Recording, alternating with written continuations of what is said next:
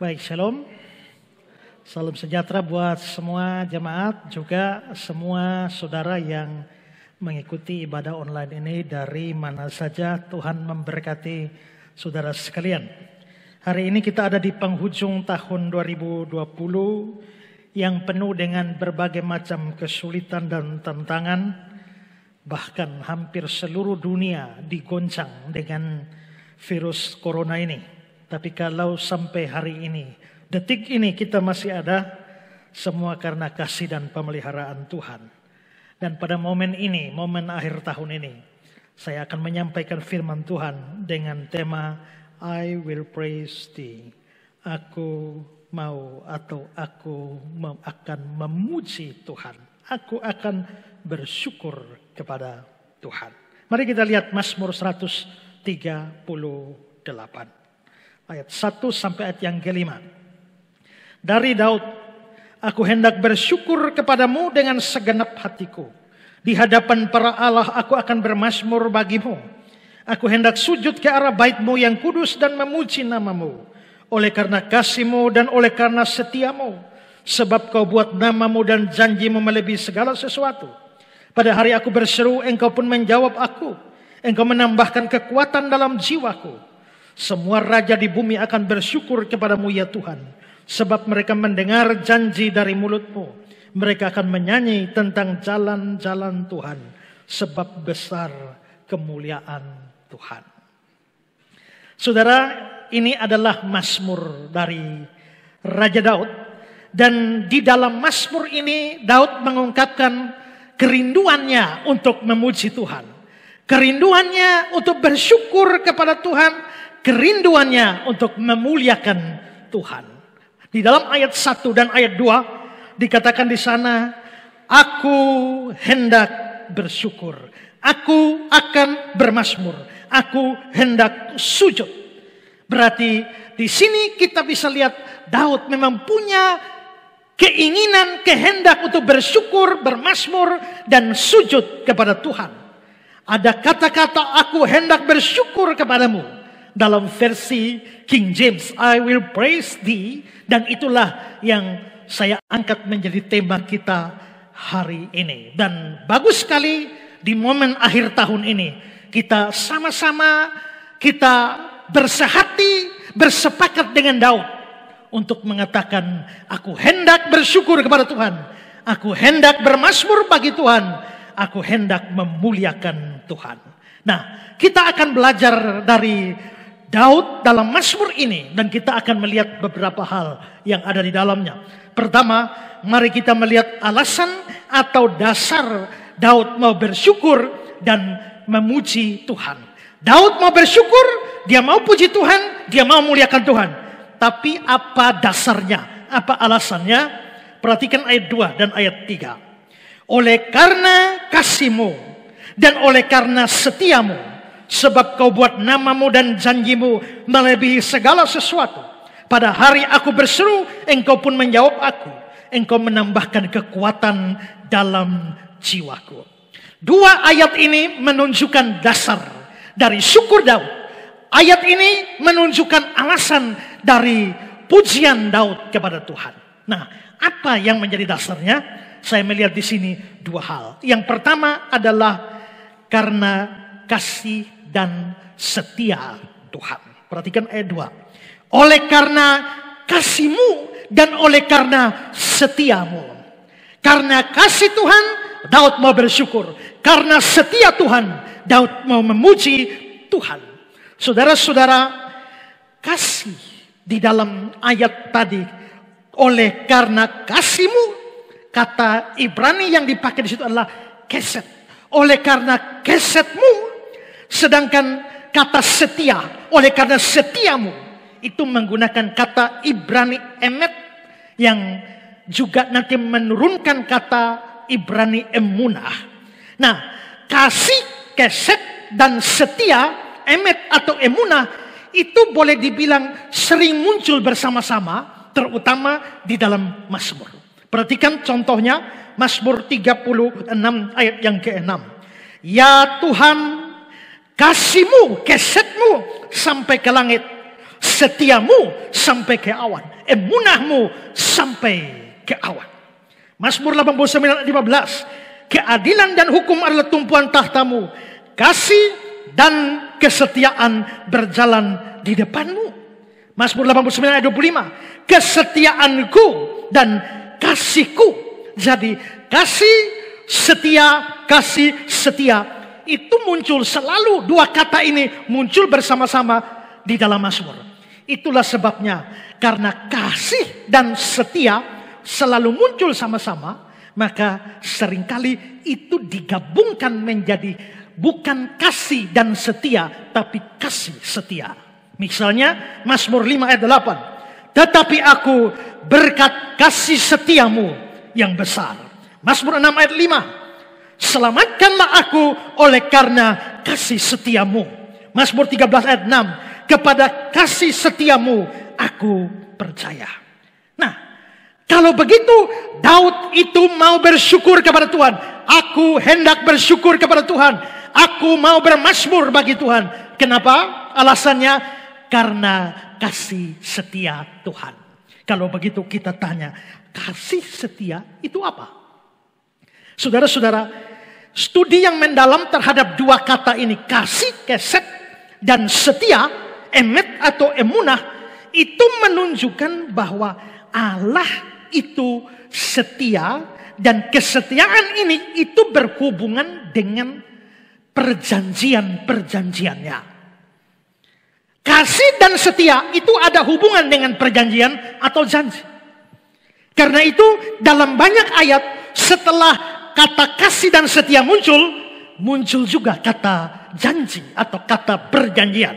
Contoh, Mazmur 89, 3 dan 4. Sebab kasih setiamu dibangun itu selama-lamanya. Kesetiaanmu tegak seperti langit. Engkau telah berkata, telah kuikat perjanjian. Setelah ada kasih setia, ada perjanjian. Mazmur 89 ayat 25 dan 29. Kesetiaanku dan kasihku menyertai dia. Dan oleh karena namaku tanduknya akan meninggi. Aku akan memelihara kasih setiaku bagi dia untuk selama-lamanya. Dan perjanjianku teguh bagi dia. Ada perjanjian. Setelah kasih dan setia muncul perjanjian. Mazmur 89 ayat 34 dan 35. Tetapi kasih setiaku tidak akan kujauhkan daripadanya. Aku tidak akan berlaku curang dalam hal kesetiaanku. Setelah kasih dan setia muncul, ayat 35, aku tidak akan melanggar perjanjianku. Kasih, setia, lalu muncul perjanjian. Kalau begitu, apa itu kasih setia? Kasih setia itu adalah sifat Tuhan yang setia kepada janji-janjinya dalam hubungan dengan umatnya. Maksudnya adalah bahwa Tuhan telah berjanji sesuatu kepada umatnya dan Tuhan setia kepada janjinya. Dia tidak mengingkari semua perjanjiannya terhadap umatnya. Itu adalah kasih setia Tuhan. Itulah sebabnya ayat kita tadi Mazmur 138 dasar dari Daud memuji Tuhan, bersyukur pada Tuhan. Dia bilang begini dalam Mazmur 138. Oleh karena kasih-Mu dan oleh karena setiamu. Lalu sebab kau buat nama-Mu dan janji-Mu melebihi segala sesuatu. Maka ada hubungan antara kasih, setia, dan janji. Jadi Tuhan ini punya satu sifat yang namanya kasih setia. Artinya Tuhan setia kepada janji-janjinya. Dan kitab suci menunjukkan bahwa sifat Tuhan ini, kasih setia, itu saja sudah luar biasa. Tapi dari sisi kuantitasnya, kasih setia Tuhan itu masih luar biasa lagi. Karena itu dalam Keluaran 34 ayat yang ke-6 dan 7 dibilang, Tuhan, Tuhan, Allah penyayang dan pengasih, panjang sabar, berlimpah kasihnya dan setianya. Kasih setia itu sudah bagus. Tapi ternyata di sini dikatakan kasih dan setia itu berlimpah. Lalu yang meneguhkan kasih setianya pada beribu-ribu orang. Nah, saudara-saudara, Daud bersyukur karena kasih setia Tuhan. Karena Tuhan setia kepada janji-janjinya. Nah, jikalau orang tidak setia kepada janji, orang itu namanya buruk. Jikalau hari ini dia berjanji demikian, tapi dia tidak menepatinya, namanya menjadi buruk. Jikalau dia utang, dia bilang tanggal 5 kembali, ternyata tanggal 5 tidak kembali. Dia bilang tunda tanggal 10 tidak kembali, itu berarti dia tidak bisa dipegang, dan itu berarti namanya buruk. Tapi kalau dia bilang tanggal 5, yes tanggal 5. Tanggal 10, yes tanggal 10. Kalau dia bisa seperti itu, artinya namanya menjadi baik. Nah, Tuhan itu setia kepada janji-janjinya, karena dia tidak pernah ingkar janji-janjinya, maka bukan hanya janjinya yang melampaui segala sesuatu, tapi dirinya juga, namanya juga. Itulah sebabnya di dalam Mazmur 138 tadi, dia bilang, sebab kau buat namamu melebihi segala sesuatu. Jadi bukan hanya janji Tuhan yang melebihi segala sesuatu, tapi nama Tuhan juga melebihi segala sesuatu. Karena dengan setia kepada janji-janjinya, Tuhan telah menetapkan namanya di atas segala sesuatu. Nah, kasih setia inilah yang menjadi dasar dari syukur Daud, puji-pujian Daud kepada Tuhan. Dengan kata lain, Daud mau memuji Tuhan, Daud mau bersyukur kepada Tuhan, Daud mau sujud kepada Tuhan, karena Tuhan tidak pernah ingkar pada janji-janjinya. Nah, saudara-saudara, kalau kita renungkan hidup kita, perjalanan hidup kita, maka sesungguhnya kita akan mendapati bahwa di dalam hidup kita, baik secara jasmani maupun secara rohani, Tuhan memang tidak pernah ingkar janji kepada kita. Tidakkah makanan dan minuman yang kita makan nikmati sepanjang tahun, yang membuat kita kuat dan kita sehat, adalah bukti janji Tuhan bahwa Dia akan memelihara hidup kita? Bukankah Dia berjanji, burung di udara Dia beri makan, bunga di padang Dia hiasi, maka kita jauh melebihi burung-burung dan bunga-bunga. Dan karenanya jangan khawatir akan apa yang kau makan, minum dan pakai. Dan bukankah kalau kita bisa makan, minum, pakai yang cukup, tidakkah itu membuktikan Tuhan sedang menepati janji-janjinya dalam hidup kita? Tidakkah keberadaan kita yang relatif baik-baik saja di tengah pandemi corona yang mewabah ini bukti janji Tuhan bahwa Dia sedang atau Dia terus melindungi kita dari bahaya?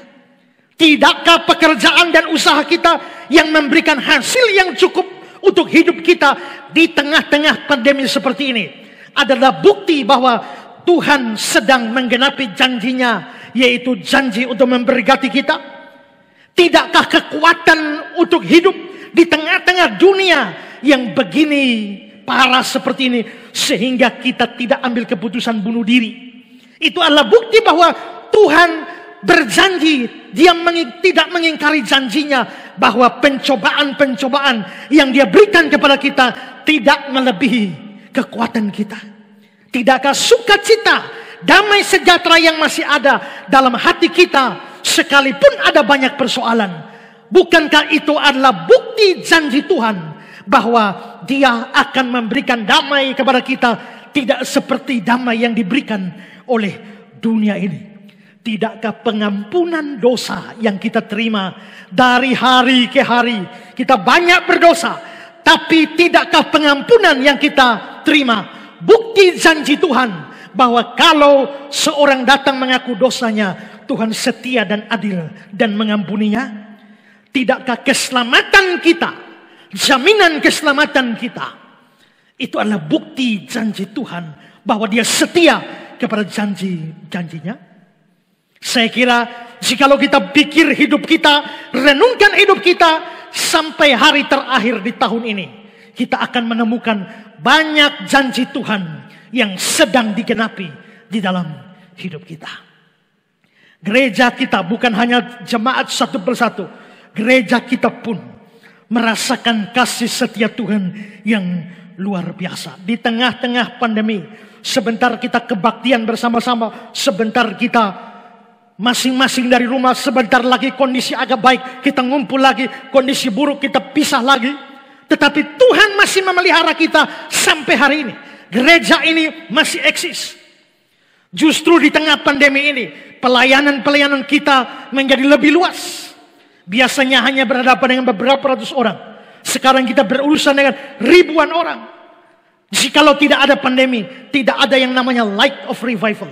Jikalau tidak ada pandemi seperti ini, tidak ada yang namanya Revival Kids, tidak ada yang namanya Revival Counseling Center. Semua pelayanan ini lahir di tengah-tengah kondisi pandemi seperti ini. Tidakkah itu bukti janji Tuhan bahwa Dia sedang memelihara gerejanya? Kalau begitu, itu kasih setia Tuhan. Kasih setia Tuhan. Tuhan setia. Bahkan dalam perjalanan rohani kita, naik turun, maju mundur, Dia tetap setia terhadap janji-janjinya pada kita. Dalam 1 Korintus 1 ayat 8 dan 9, Dia juga akan meneguhkan kamu sampai kesudahannya, sehingga kamu tak bercacat pada hari Tuhan kita Yesus Kristus. Allah yang memanggil kamu kepada persekutuan dengan anaknya Yesus Kristus, Tuhan kita, adalah setia. 1 Tesalonika 5, 2, 3, 2, 4. Semoga Allah damai sejahtera menguduskan kamu seluruhnya.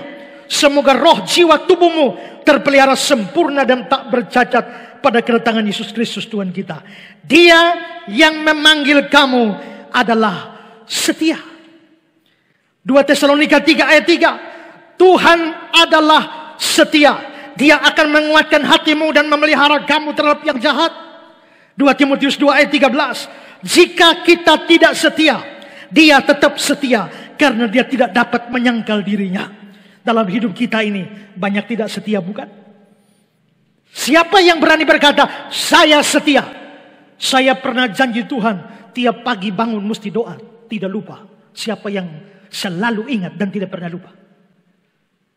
Begitu kita tidak ingat, kita lupa, kita menjadi tidak setia. Kita sering kali tidak setia di dalam membaca kitab suci. Kita sering tidak setia di dalam mengasihi Tuhan. Kita sering tidak setia di dalam melayani Tuhan. Sering tidak setia memberi persembahan kepada Tuhan. Selalu tidak setia, banyak tidak setianya dalam ketaatan-ketaatan kita hari demi hari. Kalau firman Tuhan bilang, jika kamu setia, aku setia. Jika kamu tidak setia, aku tidak setia. Jika kamu berubah setia, aku pun berubah tidak setia. Habislah kita. Tapi ayat ini berkata, jika kita tidak setia, Dia tetap setia. Kenapa Dia tetap setia? Soalnya Dia sudah janji. Makanya Dia bilang, karena Dia tidak dapat menyangkal dirinya. Sekali Allah berjanji, Dia tidak pernah menarik perjanjiannya. Itulah kasih setia Tuhan. Maka kita bersyukur bahwa Tuhan kita itu adalah Tuhan yang mempunyai sifat kasih setia, tak pernah ingkar janji. Saya kira kalau Tuhan seperti kita, dan setiap kali ketidaksetiaan kita menyebabkan Tuhan tidak setia pada kita, saya kira banyak di antara kita harus memastikan diri masuk neraka. Tapi bersyukur bahwa sekalipun tidak setia, Tuhan tetap setia. Yang bikin kita tetap selamat bukan kesetiaan kita, tapi kesetiaan Tuhan. Dia tak pernah ingkar satu janji pun. Nah, kalau memang Tuhan tak pernah ingkar janji, janjinya bisa dipercaya. Jikalau Tuhan menggenapi setiap janji pada saya, tidakkah saya harus memiliki kerinduan seperti Daud? Aku hendak bersyukur kepada Tuhan. Aku hendak memuji Tuhan. Ini dasar pertama Daud, alasan pertama Daud memuji Tuhan. Karena kasih setia Tuhan. Pikirkan kasih setia Tuhan yang kita rasakan selama 1 tahun ini. Kedua, mengapa Daud atau apa dasar Daud memuji Tuhan? Dasarnya adalah jawaban-jawaban doa dari Tuhan. Ayat 3. Pada hari aku berseru, Engkau pun menjawab aku. Engkau menambahkan kekuatan dalam jiwaku. Ini dasarnya. Mengapa Daud mau bersyukur? Mengapa Daud memuji Tuhan? Mengapa Daud mau sujud pada Tuhan? Pada hari aku berseru, Engkau pun menjawab aku. Perhatikan saudara, Daud tidak berbicara tentang pengabulan doa, tapi dia bicara soal jawaban doa. Ini terlihat dari keterangan waktu yang diberikan. Coba lihat kembali ayat itu. Pada hari aku berseru, engkau menjawab aku. Apakah itu cocok dengan pengalaman kita? Mungkin ada. Pas ngomong langsung Tuhan kasih. Tapi apakah itu merupakan pengalaman yang mutlak bahwa setiap kali kita pada hari Rabu minta, hari Rabu dapat? Hari Kamis minta, hari Kamis dapat? Kan tidak. Bahkan Abraham pun itu bisa menunggu bertahun-tahun lamanya baru mendapatkan apa yang Tuhan janjikan. Berapa banyak kita yang berdoa sampai hari ini belum dapat juga apa yang kita minta. Berapa banyak orang tua, berapa banyak suami istri yang minta anak pada Tuhan sampai hari ini nggak dapat juga. Berapa banyak orang yang berdoa minta Tuhan pekerjaan yang lebih baik hari ini sampai hari ini juga nggak dapat yang lebih baik juga. Berapa banyak kita mendoakan atau meminta pada Tuhan sampai hari ini belum dapat. Tapi ayat ini berkata, pada hari aku berseru, engkau pun menjawab aku. Saudara, di sini perhatikan, Daud tidak bicara soal pengabulan doa, tapi dia bicara soal jawaban doa. Karena memang ada beda antara doa yang dijawab dan doa yang dikabulkan. Tuhan bisa menjawab doa kita tanpa mengabulkan permohonan kita. Seperti orang berkata bahwa Tuhan itu kalau jawab doa itu ada 3 macam. Pertama, ya. Kedua, tidak. Dan yang ketiga, tunggu dulu.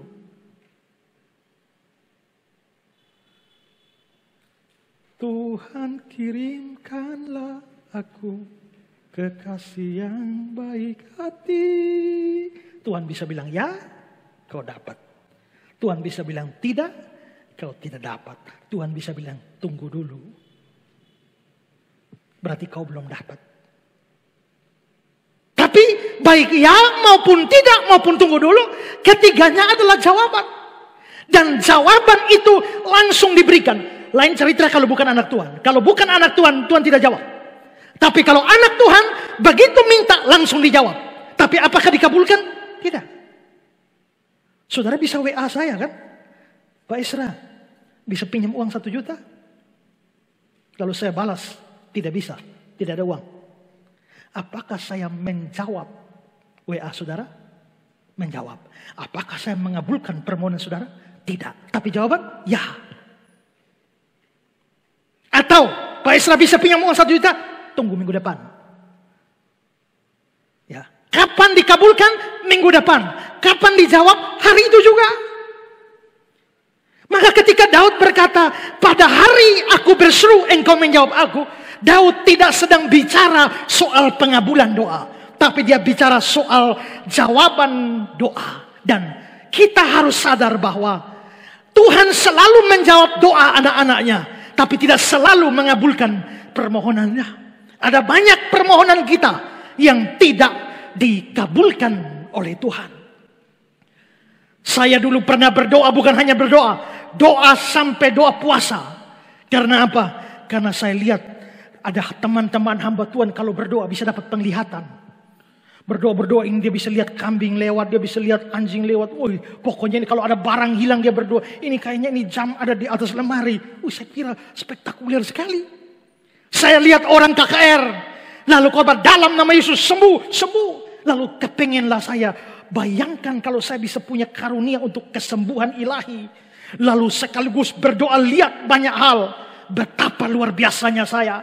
Akhirnya saya berdoa, bukan cuma doa, puasa. Puasa 1 bulan. Memang sempat batal hari ke-17. Karena hampir mati. Tapi setelah itu saya lanjut lagi. Dan setelah selesai 1 bulan, saya yakin bahwa Tuhan akan berikan saya 2 karunia yang saya minta. Pertama, penglihatan. Maka saya dengan pelan-pelan tutup mata dan mulai berdoa. Gelap. Tidak lihat apa-apa. Saya perpanjang doanya. Siapa tahu di ujung doa ada sinar yang nampak. Tapi sampai selesai doa, kucing lewat juga saya tidak lihat. Mungkin Tuhan tidak kasih itu, tapi Tuhan kasih saya karunia kesembuhan ilahi. Saya berdoa dalam nama Yesus, sembuh. Dan saya pergi ke orang sakit, dalam nama Yesus, sembuh. Besok mati. Dan sampai hari ini, doa apapun tidak lihat apa-apa. Lebih banyak yang mati daripada sembuh. Ternyata saya yakin setelah sekian tahun, Tuhan jawab doa saya. Ya, jawaban Tuhan apa? Tidak. Tuhan jawab doa saya, tapi dia tidak mengabulkan permohonan saya. Di awal tahun, saya merancang di Desember 2020 ini, saya akan menjalani 20 kota di Indonesia, bahkan luar negeri untuk KKR Natal. Tapi ternyata Tuhan jawab tidak. Satu kota pun tidak, hanya Kupang. Bahkan saya tahu selama tahun ini, bendahara kita juga berdoa. Karena kalau tidak ada aral melintang, saya sama Pak Bendahara hari ini mestinya ada di Hong Kong. Karena beliau menemani saya ke Hong Kong. Dia berdoa supaya corona mereda. Supaya bisa ke Hong Kong. Ternyata corona makin meningkat. Dan hari ini saya dan dia tetap ada di ruangan ini. Berarti Tuhan tidak kabulkan permohonannya. Tapi saudara-saudara, sekalipun coba pikirkan. Dalam tahun 2020. Berapa banyak permohonan kita tidak dikabulkan oleh Tuhan. Tapi Tuhan tetap menjawab. Yaitu jawabannya tidak. Tapi sekalipun permohonan tidak dikabulkan, itu tidak boleh menjadi alasan kita tidak bersyukur, tidak memuji Tuhan. Kenapa? Bisa jadi doa yang tidak dikabulkan, itu justru kebaikan. Kalau kita lihat, Israel pernah minta raja kepada Tuhan. Berikanlah kami raja. Tuhan tidak mau kasih raja. Karena Israel sifatnya teokrasi. Pemerintahan ada di tangan Allah. Tapi Israel tidak mau. Maunya raja. Tuhan sudah peringatkan mereka lewat Nabi Samuel. Tapi mereka ngotot, beri kami raja. Akhirnya Tuhan bilang, kasih mereka raja. Siapa? Saul. Tuhan akhirnya kabulkan permohonan mereka. Tapi justru Tuhan berikan raja yang jahat. Seperti Saul. Akhirnya apa? Mereka menderita. Karena pemerintahan Saul yang tidak takut akan Tuhan. Tuhan sedang menghukum mereka. Yang menuntut Tuhan kabulkan. Tuhan bisa hukum orang dengan cara mengabulkan apa yang dia minta. Karena itu jikalau Tuhan tidak kabulkan, kita harus tetap bersyukur. Karena jangan-jangan kalau dia kabulkan, itu justru adalah hajaran dan pukulan bagi kita. Dalam Matius pasal 7 ayat 9 sampai 11 dikatakan, adakah seorang daripadamu yang memberi batu kepada anaknya jika dia minta roti? Atau beri ular jika dia minta ikan? Jadi jika kamu yang jahat tahu memberi pemberian yang baik kepada anak-anakmu, apalagi Bapamu yang di sorga, dia akan memberikan yang baik kepada mereka yang meminta kepadanya. Dia hanya akan berikan yang baik, sekalipun dia sanggup beri. Tapi karena kebaikannya itu, karena sayangnya dia pada kita, dia tidak mengabulkan apa yang kita minta.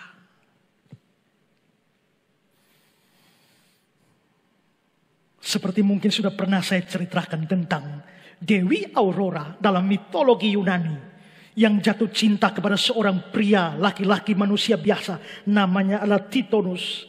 Dan karena dewa tidak bisa menikah dengan manusia, tapi Aurora pergi kepada dewa kepala, minta restunya untuk bisa menikah dengan Titonus. Tapi dewa kepala menolaknya, tidak bisa.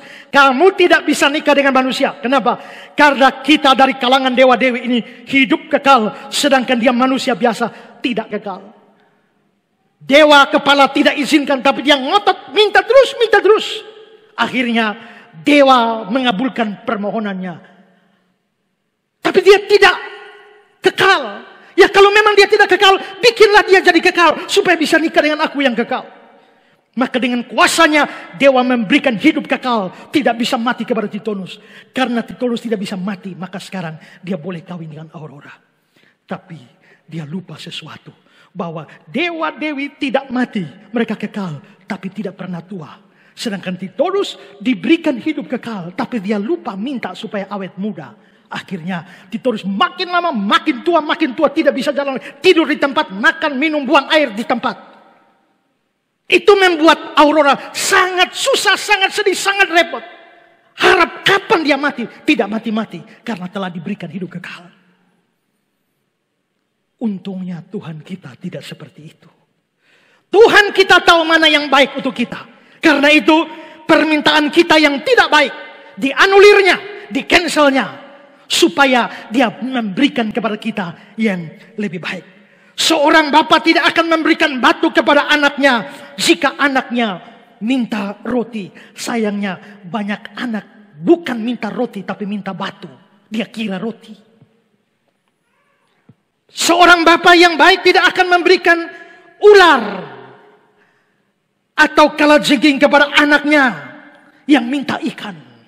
Tapi anak-anak yang cepat pikirannya, dia kira minta ikan, padahal yang dia minta itu adalah kalajengking.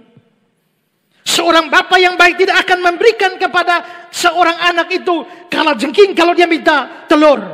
Tapi anak yang tidak tahu seringkali minta bukan telur tapi minta kalajengking.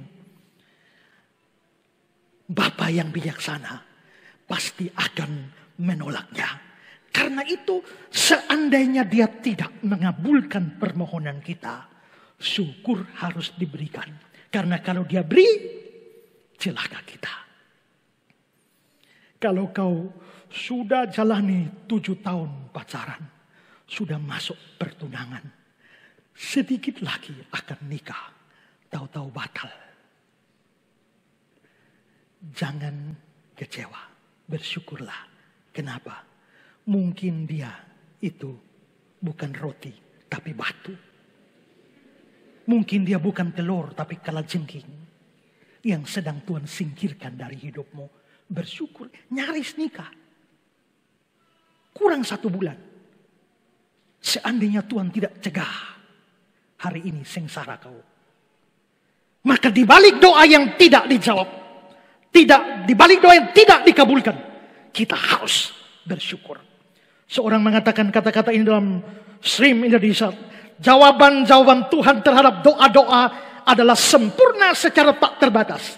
Dan jawaban-jawaban itu menunjukkan bahwa seringkali pada saat kita meminta suatu batu yang kelihatannya seperti roti, dia memberikan kepada kita roti yang karena ketidakbijaksanaan kita terlihat seperti batu.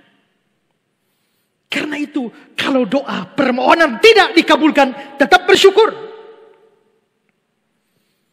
Karena apa? Karena bisa jadi justru itu adalah berkat.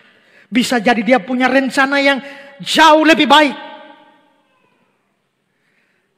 Pada waktu saya out dari gereja saya yang lama dulu, secara tidak adil, saya berpikir, kenapa saya mengalami ketidakadilan? Tapi seandainya saya tidak out, mungkin pelayanan saya tidak seperti hari ini. Kebaikan Tuhan nyatakan. Tapi saudara, kita bisa bersyukur juga karena apa? Ketika permohonan doa kita tidak dikabulkan, kita masih bisa tetap bersyukur. Terutama permohonan-permohonan yang lahir dari penderitaan, lahir dari kesulitan, lahir dari tengah-tengah derita kita. Kita sedang menderita, kita sedang kesulitan, kita sedang sengsara, dan kita minta Tuhan tolong kita. Angkat penderitaan ini, angkat kesulitan ini, angkat beban ini. Tapi Tuhan tidak angkat-angkat, Tuhan tidak kabulkan. Tapi kita tetap bersyukur. Kenapa? Biarpun dia tidak kabulkan, dia tetap menjawab. Dan bukan hanya dia menjawab, sekalipun dia menjawab tidak atau nanti, tapi ada satu hal yang Tuhan lakukan. Di balik ini, misalnya kita bicara soal anak Tuhan. Saya anak Tuhan yang disayang Tuhan. Saya menderita Tuhan, saya sengsara Tuhan, angkat penderitaan dan sengsara ini. Kalau Tuhan bilang ya dia angkat penderitaan saya. Tapi kan tidak selamanya Tuhan bilang ya. Kadang-kadang Tuhan bilang tidak, kadang-kadang Tuhan bilang tunggu dulu. Tapi kalau Tuhan menjawab tidak atau tunggu dulu, dia tidak hanya bilang tidak, tunggu dulu. Tidak hanya itu yang dia lakukan. Ada satu hal yang Tuhan lakukan, yaitu Dia akan memberikan kekuatan kepada jiwa untuk bisa menanggung penderitaan itu ketika dia jawab tidak atau tunggu dulu. Itu yang Daud alami. Makanya coba perhatikan Mazmur ini 138 ayat 3 tadi. Pada hari aku berseru, engkau pun menjawab aku. Bukan kabulkan, jawab. Tapi setelah dia jawab, seandainya jawabannya tidak, engkau menambahkan kekuatan dalam jiwaku. Tambahkan kekuatan supaya apa? Supaya waktu Tuhan bilang tidak, kita tidak murtad. Supaya ketika Tuhan bilang tidak, kita tetap kuat menghadapi penderitaan. Atau ketika Tuhan bilang tunggu dulu, kita tetap bisa kuat untuk menanggung semua kesulitan. Karena Tuhan tidak hanya jawab tidak atau jawab tunggu dulu tanpa bikin apa-apa. Kalau Tuhan jawab tidak dan tunggu dulu, dia selalu menyuntikkan kekuatan ke dalam jiwa kita. Sehingga kita tetap bisa kuat di tengah-tengah penderitaan. Karena itu sekalipun dia tidak kabulkan permohonan kita, dia tetap harus menerima syukur kita. Dia tetap harus menerima pujian kita. Karena dia menambahkan kekuatan pada jiwaku. Matthew Henry mengatakan, engkau menambahkan kekuatan dalam jiwaku. Itulah jawaban dari doanya. Jadi jawaban dari doa adalah Tuhan beri kekuatan. Soal dikabulkan atau tidak, itu urusan lain. Tapi yang penting adalah dia beri kekuatan pada jiwa kita. Joseph Benson, engkau menambahkan kekuatan dalam jiwaku. Frase ini membatasi atau menjelaskan frase sebelumnya. Dan menunjukkan dengan cara apa Tuhan menjawabnya dengan begitu cepat. Yaitu bukan dengan memberinya hal yang dia inginkan pada saat itu juga. Tapi dengan memberinya kekuatan dalam jiwa. Dan kesabaran untuk menunggu waktu Tuhan. Dan untuk menanggung semua masalah dengan senang hati untuk sementara waktu. Yang merupakan kasih setia Tuhan yang lebih besar daripada yang diberikan oleh berkat-berkat sementara. Amatilah wahai para pembaca, jika Tuhan memberi kita kekuatan dalam jiwa kita untuk menanggung beban, tolaklah godaan di dalam penderitaanmu dan lakukanlah kewajibanmu. Jika dia menguatkan kita untuk bersandar padanya lewat iman, untuk menjaga ketenangan pikiran kita dan menunggu dengan sabar akan jawaban doa itu, kita harus mengakui bahwa dia telah menjawab kita dan harus bersyukur untuk itu. Sekalipun tidak dikabulkan, tapi kekuatan tetap dia berikan. Benar sekali, Tuhan tidak kabulkan permohonan kita dengan tidak angkat beban-beban kita. Tapi kalau sampai itu terjadi, mustahil dia tidak beri kekuatan untuk menanggungnya. Untuk itu syukur dan puji-pujian harus diberikan kepada dia. Pikirkanlah berapa banyak permohonanmu sepanjang 2020 yang Tuhan tidak kabulkan. Tapi Tuhan berikan kekuatan untuk menanggungnya, bukan? Tuhan bekerja dalam jiwamu sehingga engkau bisa menanggungnya. Ada seorang anak yang kehilangan kelereng. Kelerengnya hilang, dia sangat suka kelerengnya. Sekarang kelerengnya hilang. Lalu dia menangis berhari-hari. Mamanya bilang, kenapa dek menangis? Lebih baik berdoa supaya Tuhan kasih tunjuk itu kelereng di mana. Akhirnya hari pertama dia berdoa. Lalu dia cari kelerengnya, tidak dapat. Dia murung terus. Hari kedua dia berdoa lagi, cari kelerengnya, tidak dapat. Hari ketiga berdoa, cari kelerengnya, tidak dapat. Hari keempat mukanya berseri-seri. Mamanya bilang, ada apa dek? Kau sudah senang, gembira. Apakah kelereng sudah dapat? Dia bilang, tidak mama. Kelereng tidak dapat? Tidak. Adik sudah cari-cari kemana? Tidak dapat. Tapi kenapa adik gembira? Karena setelah adik berdoa, sekarang Tuhan bekerja sehingga adik tidak suka kelereng itu lagi.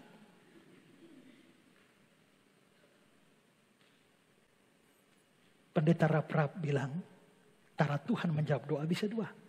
Kalau saya ingin makan Kentucky, ayam Kentucky. Tapi yang ada di sini bukan ayam Kentucky, tapi tempe.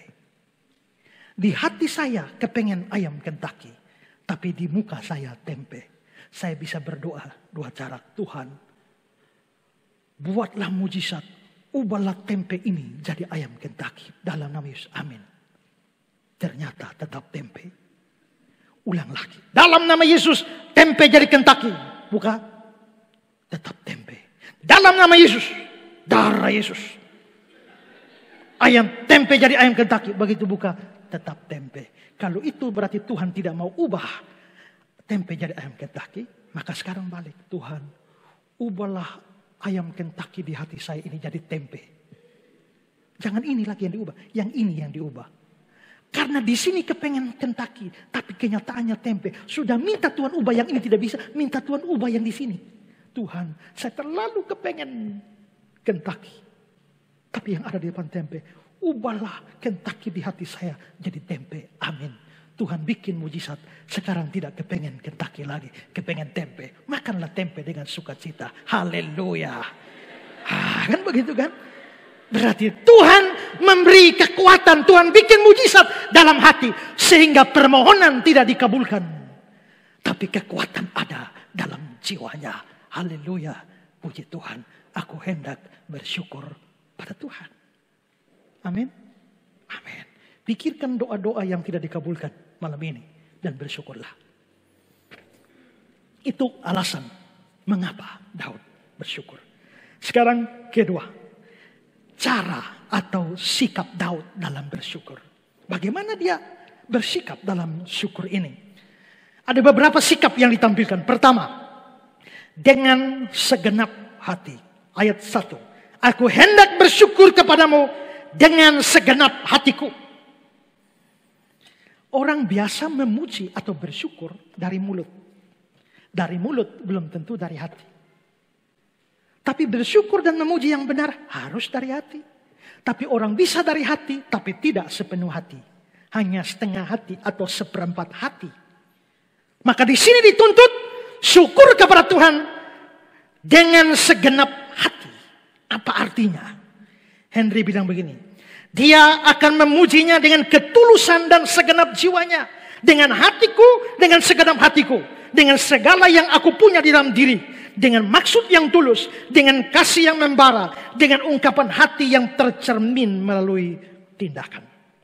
Atau John Gill bilang begini, aku akan memuji engkau dengan segenap hati, dengan hormat dan tulus, dengan kejujuran dan hati yang berintegritas, yang tidak menampilkan kesempurnaan dari pelayanan, melainkan ketulusannya.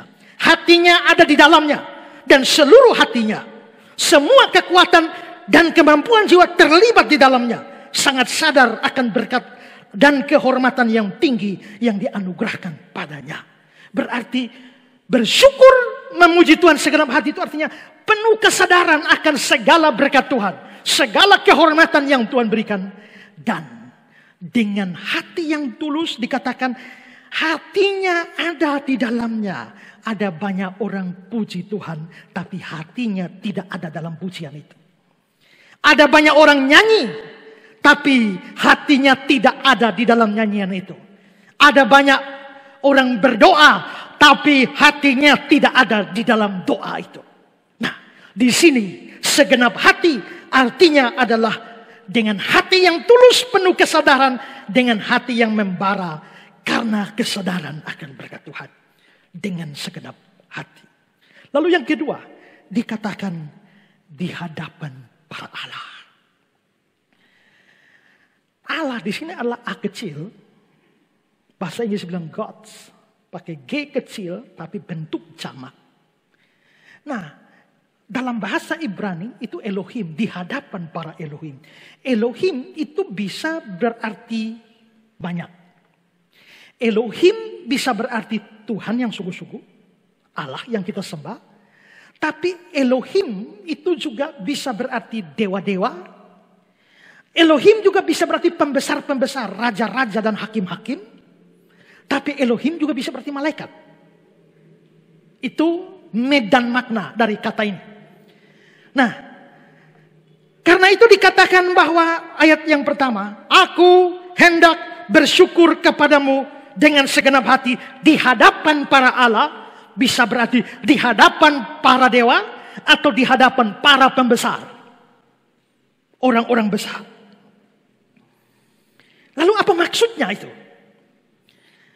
Sepertinya ini berhubungan dengan kata sebelumnya. Karena kata sebelumnya adalah segenap hati. Jadi maksudnya adalah syukur kepada Tuhan, pujian kepada Tuhan, itu diberikan dengan segenap hati, sepenuh hati, seluruh hati, sehingga tidak tersisa tempat untuk dewa-dewa lain.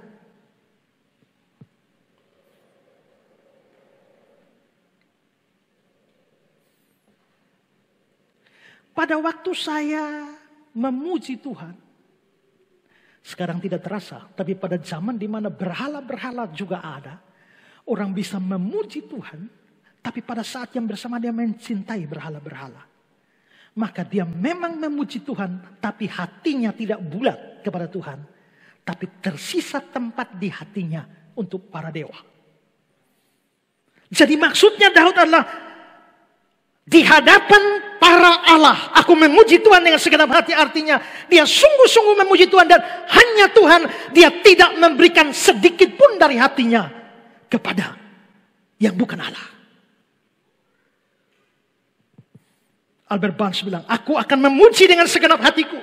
Tidak tersisa apapun di dalam hatiku untuk diberikan kepada berhala atau kepada dewa lainnya. Semua ini merupakan pujian kepada Tuhan sebagai Tuhan. Dia hanya akan menunjukkan itu kepada Tuhan, tidak kepada yang lain.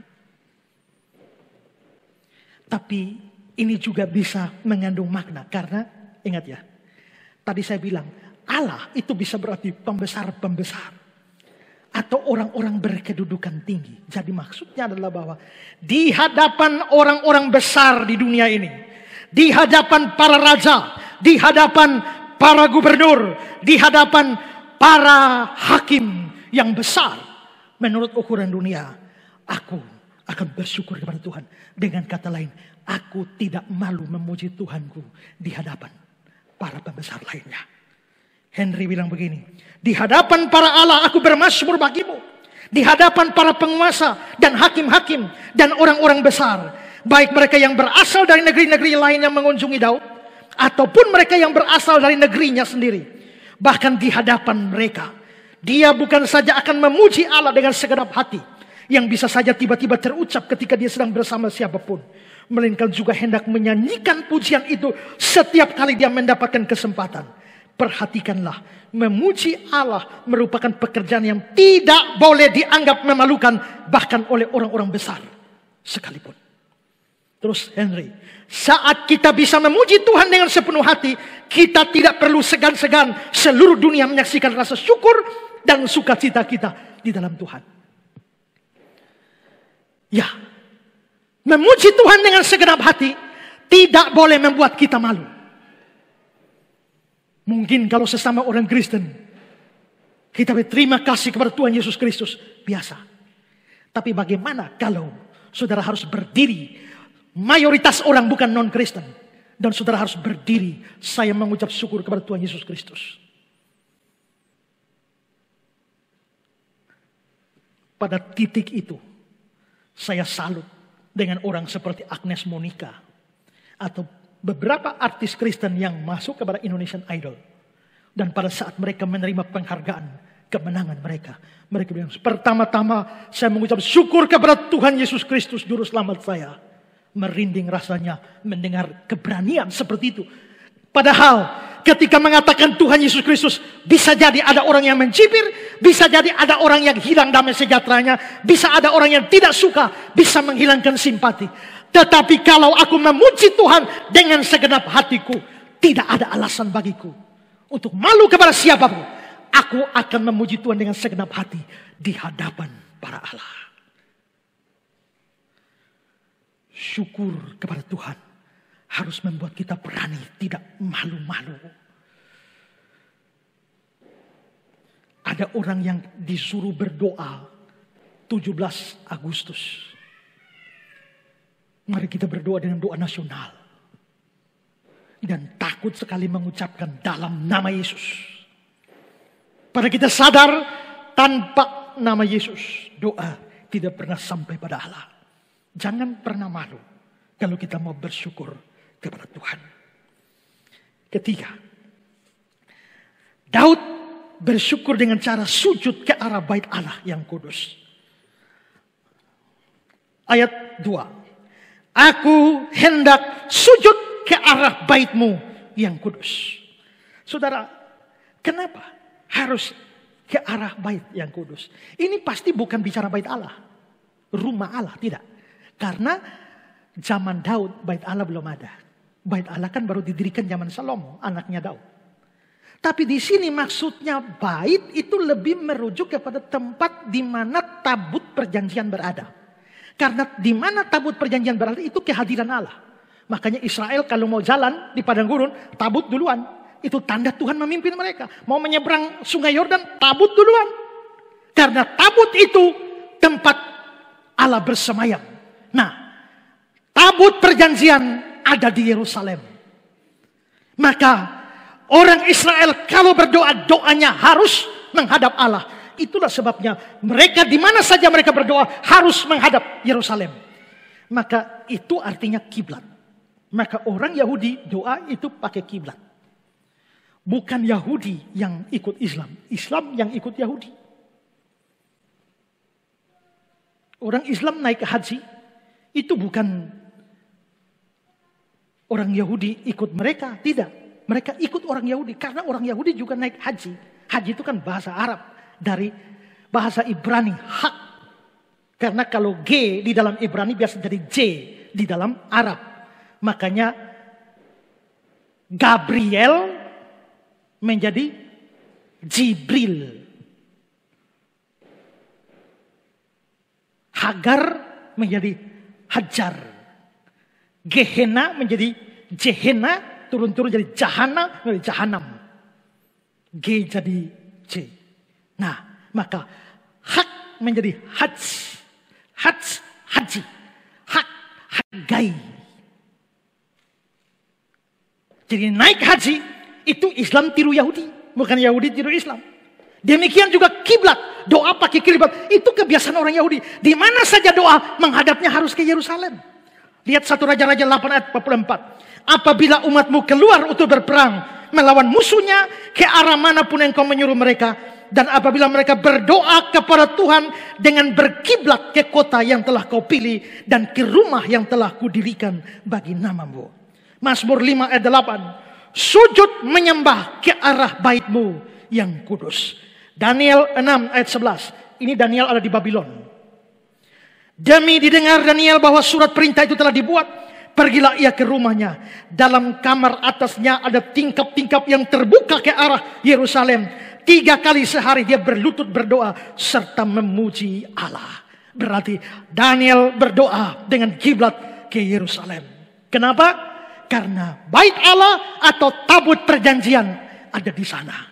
Saudara-saudara, itu berarti waktu Daud bilang, aku akan sujud ke arah baitmu yang kudus.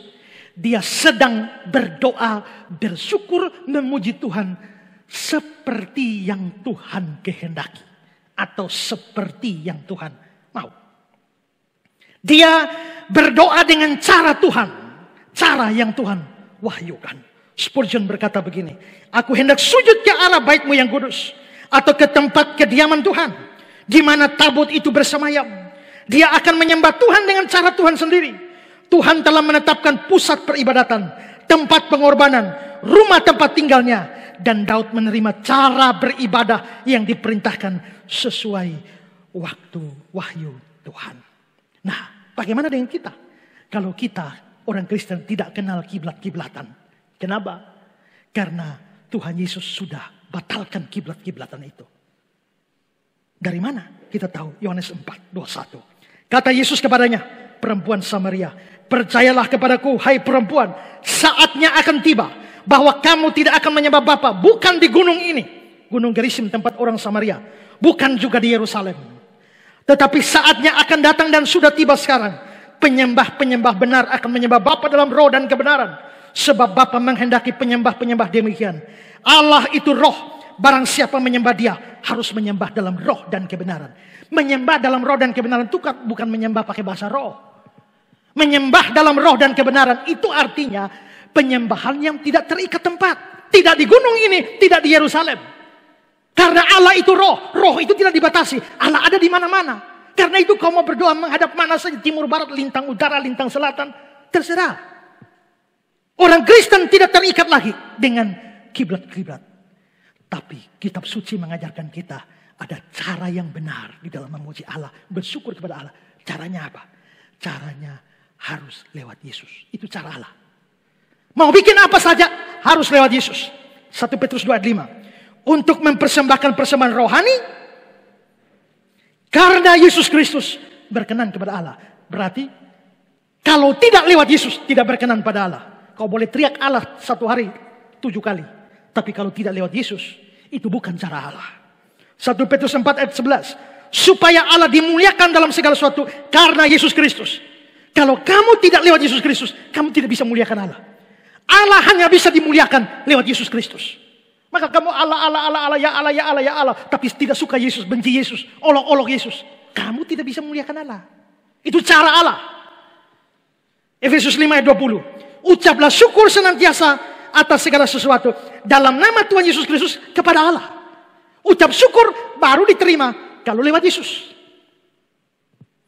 Kolose 3 ayat 17. Dan segala sesuatu yang kamu lakukan dengan perkataan atau perbuatan, lakukan semuanya itu dalam nama Tuhan Yesus sambil mengucap syukur oleh Dia kepada Allah dan Bapa kita. Lakukan segala sesuatu untuk Allah harus lewat Yesus. Itu caranya. Kalau begitu, Daud dengan cara perjanjian lama ke arah bait-Mu yang kudus. Tapi karena cara itu bukan lagi cara PB. Cara PB tidak terikat tempat, tapi harus melalui seseorang, yaitu Yesus Kristus. Maka semua apapun yang kita lakukan, doa, pujian, syukur kita, itu harus dilandaskan dalam nama Yesus Kristus. Karena itulah, maka apapun yang kita buat, selalu dalam nama Yesus. Itulah caranya. Cara Daud memuji Tuhan. Sekarang yang ketiga, terakhir. Keinginan lain dalam syukur Daud kepada Tuhan. Jadi Daud bersyukur pada Tuhan, memuji Tuhan, sujud pada Tuhan. Tapi ada keinginan lain. Apa keinginannya? Ayat 4 dan 5. Semua raja di bumi akan bersyukur kepadamu ya Tuhan. Sebab mereka mendengar janji dari mulutmu. Mereka akan menyanyi tentang jalan-jalan Tuhan. Daud sendiri raja kan? Ya, karena Daud raja, dia ingin raja yang lain memuji Tuhan. Daud orang besar bukan? Ya, karena dia orang besar. Dia kepingin orang-orang besar lain juga puji Tuhan. Apakah setelah kamu puji Tuhan, adakah kerinduan kamu supaya orang lain juga kenal kasih Tuhan dan puji Tuhan? Pulang dari tempat ini, ajak suami memuji Tuhan, ajak istri puji Tuhan, ajak anak puji Tuhan, ajak orang tua puji Tuhan, ajak cucu puji Tuhan, ajak opa oma puji Tuhan, ajak keponakan dan kemenakan, ajak ipar, ajak anak mantu, ajak mertua, ajak siapa saja puji Tuhan. Adakah kerinduan itu dalam hati kita? I will praise thee. Aku akan memuji Tuhan. Renungkan semua ini dan bersama dengan Daud kita mau bersyukur kepada Tuhan. Amin. Aku hendak bersyukur pada Tuhan. Aku hendak bersyukur pada Tuhan karena keadilan-Nya dan bermazmur bagi nama Tuhan yang maha tinggi. Ya Tuhan, Tuhan kami. Ya Tuhan, Tuhan kami, betapa mulianya nama-Mu, Tuhan kami, dimuliakan atas seluruh bumi.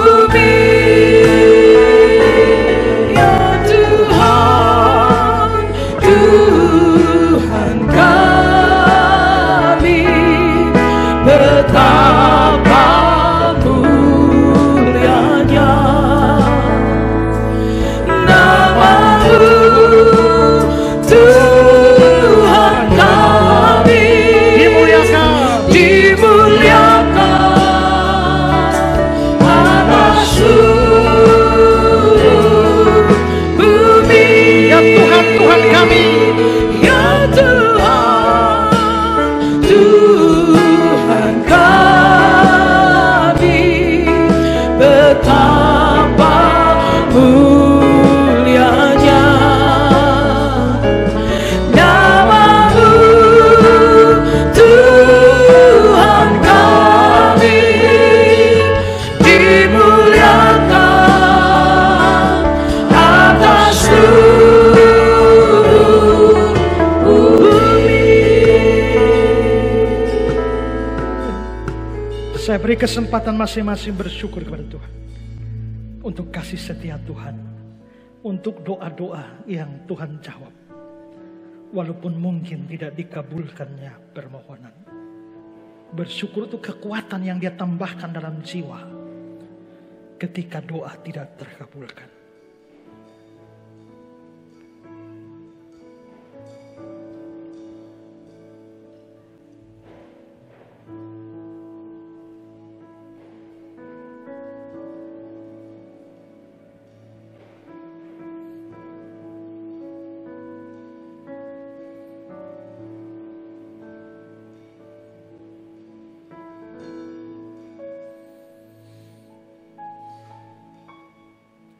Terima kasih Tuhan untuk firman-Mu. Pada momen akhir tahun ini adalah momen syukur kami dan pujian kami. Tolong kami Tuhan, mengingat kasih setia Tuhan. Terima kasih untuk semua doa yang sudah Engkau kabulkan. Terima kasih untuk semua doa yang Engkau jawab sekalipun tidak dikabulkan. Karena kami tahu bahwa penolakan terhadap permintaan kami adalah untuk kebaikan kami.